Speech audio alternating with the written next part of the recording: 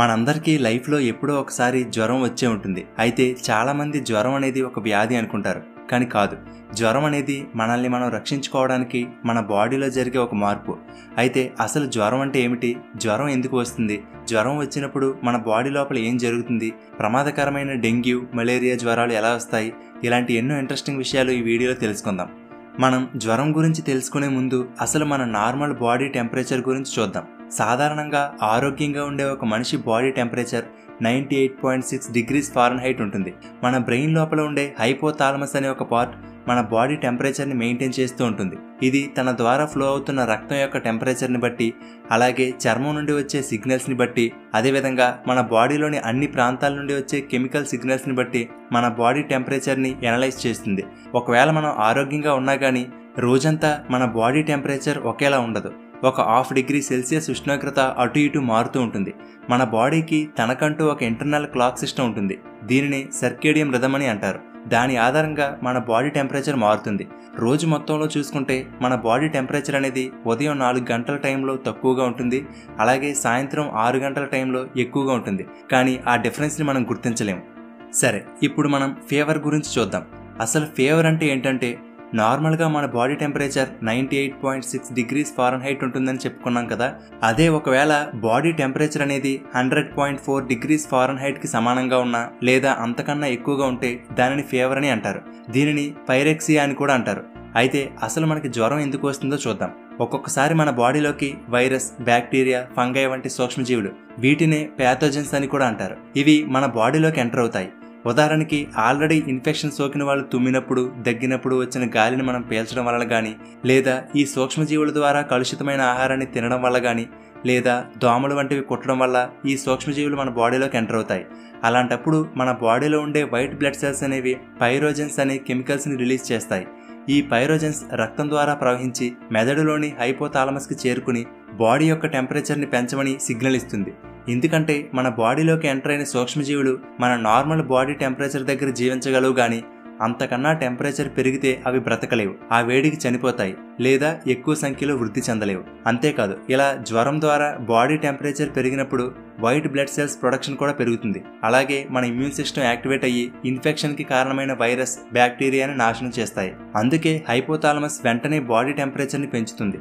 అందుకోసం కణాల స్థాయిలో మెటబాలిజంని పెంచడం, శరీరాన్ని వణికేలా చేయడం ద్వారా మన బాడీ టెంపరేచర్ పెరుగుతుంది.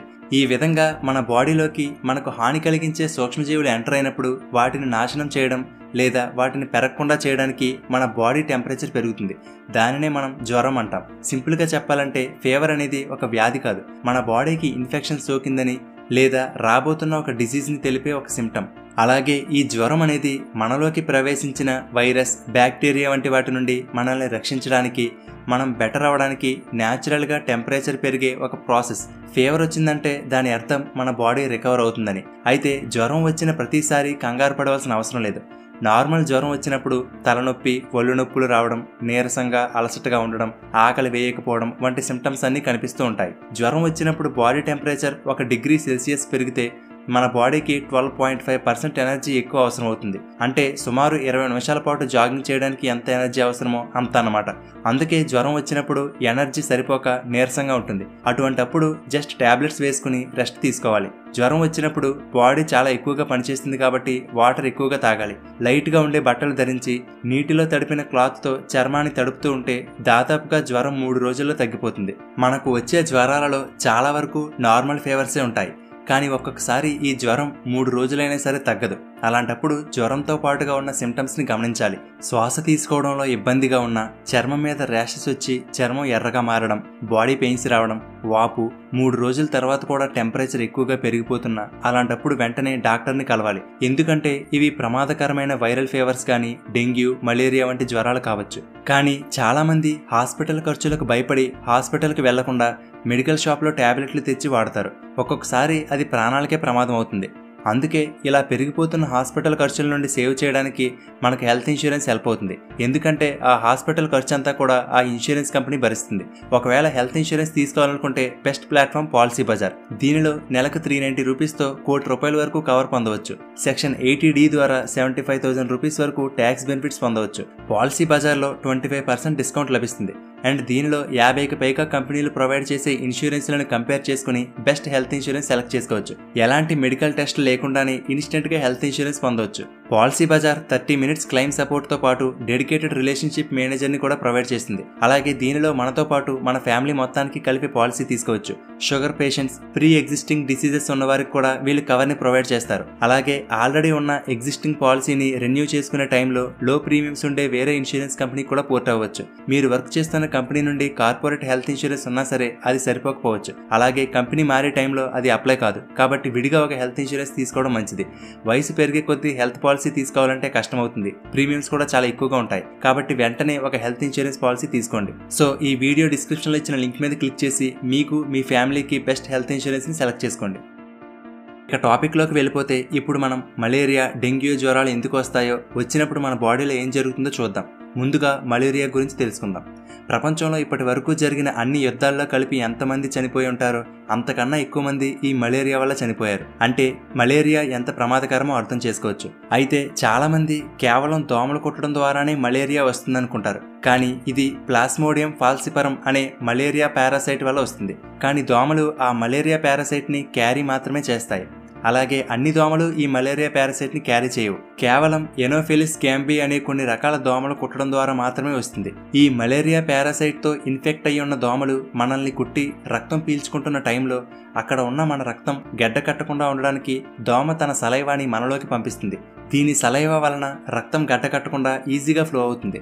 ఈ సలైవా ద్వారా మలేరియా పారాసైట్ మన బాడీలోకి ప్రవేశించి ఆ పారాసైట్ మన రక్తంలో కలిసిన వెంటనే మన బాడీలో మెయిన్ బ్లడ్ ఫిల్టర్ సిస్టమ్ అయినటువంటి లివర్ని టార్గెట్ చేస్తుంది. ఈ పారాసైట్ లివర్లోని ఏదో ఒక సెల్లోకి ప్రవేశించి అక్కడ కొన్ని వందల వేల సంఖ్యలో మల్టిప్లై అయిపోతుంది. ఇలా సెకండ్ జనరేషన్లో తయారైన మలేరియా పారాసైట్లు ఇప్పుడు కొత్త టార్గెట్ అయిన రెడ్ బ్లడ్ సెల్స్ని ఎంచుకుంటాయి. ఈ ఎర్ర రక్త కణాల్లోని ప్రవేశించడం వల్ల ఆ పారాసైట్ మన బాడీలోని ఇమ్యూన్ సిస్టమ్కి దొరకకుండా ఉండగలుగుతుంది. అంటే మన బాడీలోని ఇమ్యూన్ సిస్టమ్ ఈ పారాసైట్ని గుర్తించలేదు.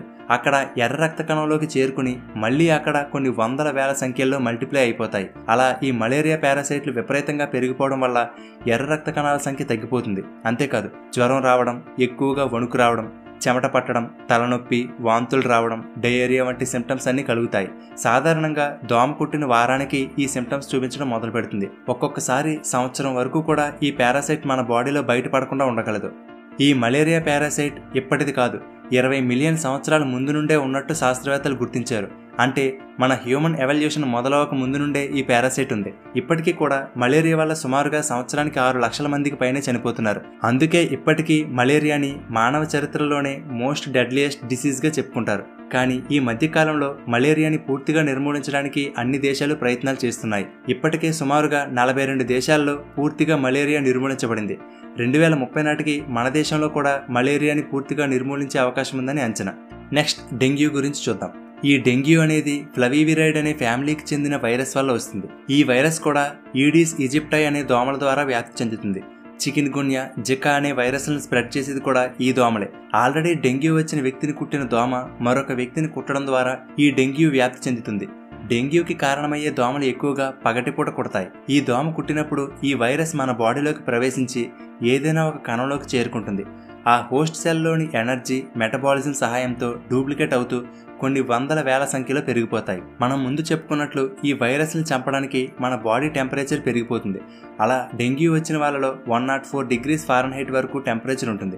జ్వరంతో పాటుగా వికారం, వాంతులు, కళ్ళ వెనక భాగంలో నొప్పులు, కీళ్ల నొప్పులు, కండరాల నొప్పులు, తలనొప్పి వంటి సిమ్టమ్స్ ఉంటాయి. సాధారణంగా దోమ కుట్టిన 3-4 రోజుల్లో ఈ సిమ్టమ్స్ చూపిస్తుంది. సరైన మెడిసిన్ వాడుతూ ఫ్లూయిడ్స్ ఎక్కువగా తీసుకుంటూ రెస్ట్ తీసుకుంటే డెంగ్యూ జ్వరాలు వచ్చిన వారంలోనే వాటంతటవే తగ్గిపోతాయి. కానీ ఒక్కొక్కసారి మాత్రం స్టేజ్ 2లోకి అంటే సివియర్ కండిషన్లోకి వెళ్తుంది. ఇలా సివియర్గా మారిన డెంగ్యూ ఫీవర్ని డెంగ్యూ హెమరాజిక్ ఫీవర్ అని లేదా DHF అని అంటారు. ఈ డెంగ్యూ సివియర్గా ఉన్న వాళ్ళలో ప్లేట్లెట్స్ కౌంట్ పడిపోతుంది. శరీరంలో రక్తం ప్రవహించే రక్తనాళాలన్నీ డ్యామేజ్ అవడం వల్ల బాడీలోనే ఈ బ్లడ్ ప్లాస్మా లీక్ అయిపోతాయి. ముక్కు నుండి పళ్ళ చిగుళ్ళ నుండి రక్తం కారడం, చర్మం లోపల కూడా రక్తం లీక్ అవడం వల్ల చర్మం పర్పుల్ కలర్లోకి మారిపోతుంది. కడుపు నొప్పి ఎక్కువగా ఉండడం, రోజుకు కనీసం 3-4 సార్లు వాంతులు అవడం, ఈ వాంతులతో పాటు యూరిన్లో కూడా బ్లడ్ కలిసి బయటకు వస్తుంది. ఇలా బ్లడ్ లాస్ అవడం వల్ల శరీరానికి కావలసిన బ్లడ్ సరిపోదు. బ్లడ్ ప్రెషర్ విపరీతంగా పడిపోతుంది. ఇది ఒక్కొక్కసారి ప్రాణాలకు కూడా ప్రమాదం. అయితే ప్రపంచవ్యాప్తంగా సంవత్సరానికి 39 కోట్ల డెంగ్యూ కేసులు వస్తుంటే వాటిలో 5 లక్షల సివియర్ డెంగ్యూగా మారుతున్నాయి. డెంగ్యూ ఉన్న వ్యక్తిని కుట్టిన దోమ వేరొకరిని కుట్టడం వల్ల వేరొకరికి ఇది స్ప్రెడ్ అవుతుంది. కాబట్టి ఆల్రెడీ డెంగ్యూ ఉన్న వాళ్ళు వాళ్ళని దోమలు కుట్టకుండా జాగ్రత్తలు తీసుకోవాలి. డెంగ్యూకి కారణమయ్యే దోమలు ఎక్కువగా చీకటి ప్రాంతాలలో, ఎక్కడైతే వాటర్ ఓపెన్గా ఉండి ఎక్కువ కాలం నిల్వ ఉంటాయో అక్కడ, అంటే ఉదాహరణకి పనికిరాని టైర్లు, కొబ్బరి బోండాలు, ఫ్లవర్ వాజులు, చాలా కాలం నుండి బకెట్లో నీళ్లుంటే ఇలాంటి చోట్ల ఈ దోమలు గుడ్లు ఎక్కువగా పెడతాయి. కాబట్టి మన చుట్టుపక్కల ఎక్కడ కూడా వాటర్ నిల్వ లేకుండా చూసుకోవాలి. సో ఇది ఫ్రెండ్స్, మీకు ఫీవర్ గురించి పూర్తిగా అర్థమైంది అనుకుంటున్నాను. మీకు ఈ వీడియో నచ్చితే లైక్ చేయండి, అలాగే మీ ఫ్రెండ్స్ అందరికీ షేర్ చేయండి. అలాగే తెలుగుబడి నుండి అప్డేట్స్ని పొందడానికి తెలుగుబడి వాట్సాప్ గ్రూప్లో జాయిన్ అవ్వండి. ఆ వాట్సాప్ గ్రూప్ లింక్ డిస్క్రిప్షన్లో ఇచ్చాను. ఫ్రెండ్స్, చివరగా పెరిగిపోతున్న హాస్పిటల్ ఖర్చుల నుండి కాపాడుకోవడానికి ఈ వీడియో డిస్క్రిప్షన్లో ఇచ్చిన లింక్ మీద క్లిక్ చేసి మీకు మీ ఫ్యామిలీకి బెస్ట్ హెల్త్ ఇన్సూరెన్స్ని సెలెక్ట్ చేసుకోండి. ఓకే ఫ్రెండ్స్, ఇలాంటి మరిన్ని ఇంట్రెస్టింగ్ వీడియోలను మిస్ కాకుండా చూడడానికి తెలుగుబడి ఛానల్కి సబ్స్క్రైబ్ చేసుకుని పక్కనే ఉన్న బెల్ బటన్ని యాక్టివేట్ చేసుకోండి. అలాగే తెలుగుబడి నుండి ఎప్పటికప్పుడు అప్డేట్స్ని పొందడానికి ఫేస్బుక్, ఇన్స్టాగ్రామ్, టెలిగ్రామ్, ట్విట్టర్లలో తెలుగుబడిని ఫాలో అవ్వండి. Thank you for watching.